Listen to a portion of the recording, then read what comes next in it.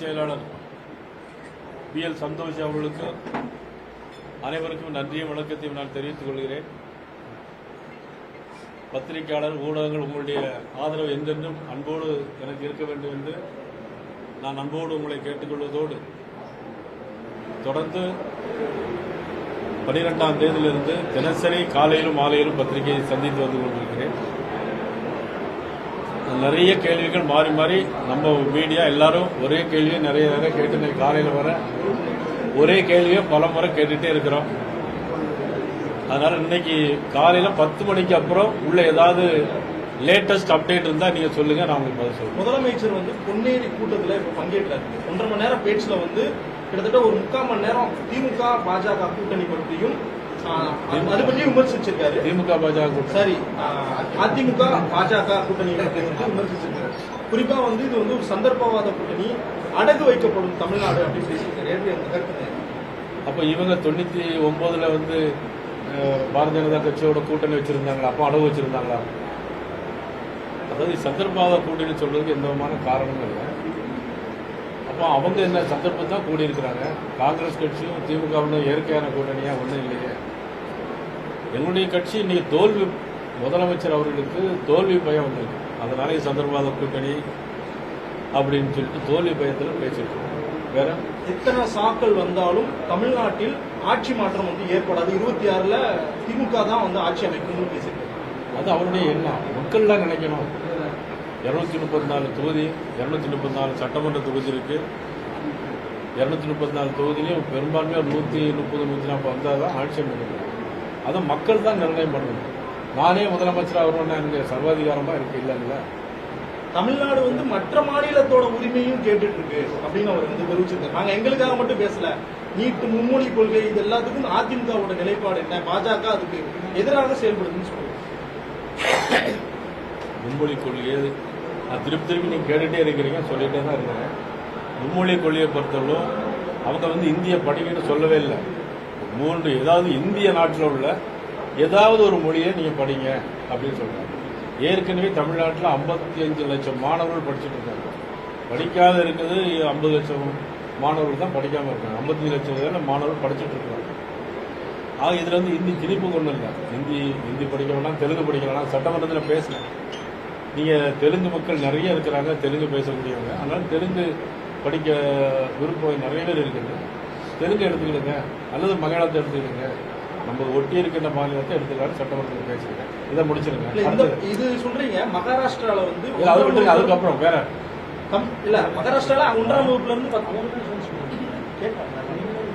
சரி சார், அமித்ஷா வந்தாலும் இடம் பிடிக்க முடியாதுன்னு சொல்லியிருக்காரு. கலைஞர் சமாதியில கோவில் கோவில் கட்டுவதற்கு நான் ஏற்கனவே பேசிட்டேன். சரி, அதாவது இறந்தவர்களுடைய அவங்க தாய் தந்தையரை வணங்குறதுல யாருக்கும் ஆட்சேபனை இல்லை. ஆனா தமிழ்நாட்டின் அடையாள சின்னமா இருக்கக்கூடிய ஸ்ரீலிபுத்தூர் ஆண்டாள் கோபுரத்தை அங்க எடுத்து வைக்கிறது என்பது அது மிகுந்த வருத்தத்துக்குரியது, வேதனைக்குரியது. இது போன்ற செயல், முரண்பாடான செயல்களை ஏன் செய்யறாருன்னு தான் தெரியல. இதை ஆண்டாள் தான் கேட்கணும். தனியார் கல்வி நிலையம் நிறுவனம் கல்வி கட்டணத்தை உயர்த்த போறாங்க அப்படின்னு அதனுடைய நீ அதை கட்டுப்படுத்த வேண்டியது யாரு? தமிழ்நாடு முதலமைச்சர் தானே கட்டுப்படுத்தணும். இல்ல, அது தமிழ்நாடு முதலமைச்சர் தானே கட்டுப்படுத்தணும். நீங்க அவங்க எப்படி கட்டுப்படுத்த முடியும்? நீங்க ஆட்சிக்கு வந்த சொத்து வரியை கூட்டிட்டாங்க, 300 மடங்கு சொத்து வரியை கூட்டிட்டாங்க. ஆட்சிக்கு வந்த பிறகு மின்கட்டண உயர்வு 300% கூடி இருக்கு. அவங்களே கூட்டிட்டு இருக்கிறாங்க. அவங்க தனியார் போய் எப்படி கண்ட்ரோல் பண்ண முடியும்? வேற அதிமுக பாஜக கூட்டணியால அது எல்லாம் ஒருத்தரும் மன உளைச்சல், நீங்க ஒரு ஆள் தான் மன உளைச்சல் இருக்கீங்க. இதெல்லாம் நிறைய பேசி விட்டாங்க. திருப்பி கேட்கறதுல அர்த்தம் இல்லாம ஒரு கேள்வி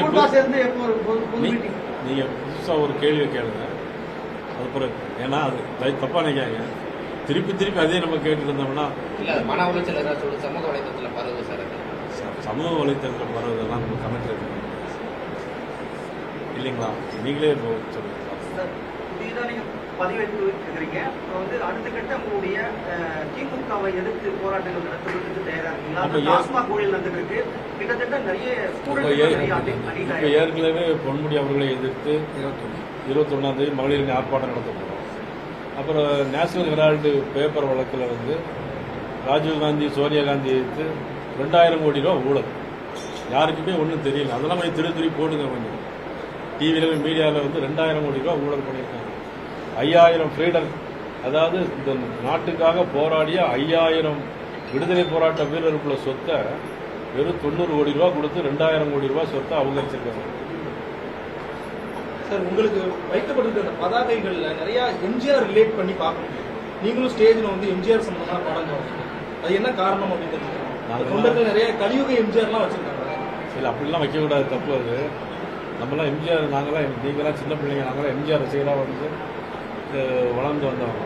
அவருடைய ஒவ்வொரு நடிப்பு, அவருடைய கொள்கை பாடல்கள், அவருடைய ஒவ்வொரு பாடும் பார்த்தீங்கன்னா உன்னை அறிந்தால் உலகத்தில் போராடலாம் அப்படிங்கிற பாடல்லாம் பார்த்தீங்கன்னா ரொம்ப இதாக இருக்கும். அதுபோல தன்னம்பிக்கை வழங்கக்கூடிய பாடல்கள் இருக்கு. என்னதான் நடக்கட்டுமே, இருட்டினில் நீதி மறையட்டுமே, அதெல்லாம் இளைஞர்கள்லாம் நீங்கள் போட்டு கேட்கலாம். அது மாதிரி தன்னம்பிக்கை வழங்கக்கூடிய ஒரு பாடல்கள், தன்னம்பிக்கையோடு உள்ள தலைவர், அவர் நினைத்தது முடிப்பானவர். அவர் நினைச்சாரு, ஆட்சிக்கு வந்தார், மக்களுக்கு நன்மை செய்தார். எம்ஜிஆர் பாட்டை பாட வச்சு செய்திகளை உடனுக்குடன் தெரிந்து கொள்ள உடனே சப்ஸ்கிரைப் பண்ணுங்க.